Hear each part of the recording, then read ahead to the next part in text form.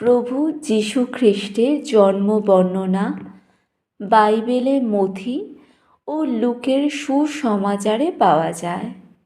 এই বর্ণনা অনুসারে যীশু খ্রিস্টের জন্ম কুমারী মরিয়মের গর্ভে পবিত্র আত্মার শক্তিতে হয়েছিল। মথি সুসমাচার অনুসারে যোসেফ যখন জানতে পারেন যে মরিয়ম গর্ভবতী, তখন তিনি তাকে বিবাহ বিচ্ছেদ করতে চান। কিন্তু স্বপ্নে এক ফেরেশতা তাকে দেখা দিয়ে বলেন যে মরিয়মের গর্ভের সন্তান পবিত্র আত্মার দ্বারা হয়েছে এবং তিনি যিশু নামক পুত্র সন্তানের জন্ম দেবেন।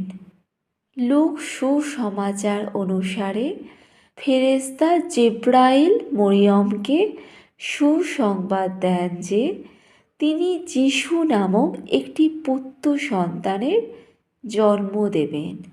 মরিয়ম যখন জানতে চান যে এটি কিভাবে সম্ভব, তখন ফেরেশতা বলেন যে পবিত্র আত্মা তার ওপর আসবে এবং সর্বোচ্চের শক্তি তাকে ছায়া করবে।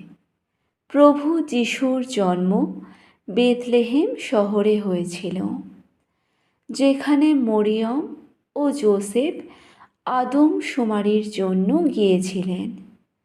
যিশুর জন্মের পর ফেরেশতারা মেষপালকদের কাছে এসে যিশুর জন্মের খবর জানায় এবং তারা যিশুকে দেখতে চান। প্রভু যীশু খ্রিস্টের জীবন ও শিক্ষা খ্রিস্টান ধর্মের মূল ভিত্তি। তিনি ছিলেন একজন ধর্মীয় নেতা, শিক্ষক এবং নিরাময়কারী। যিশুর শিক্ষা ছিল প্রেম ও করুণা। যিশু মানুষকে একে অপরকে ভালোবাসতে ও ক্ষমা করতে শিখিয়েছেন। প্রভু যিশু তিনি নম্রতা ও বিনয়ের গুরুত্ব সম্পর্কে শিক্ষা দিয়েছেন।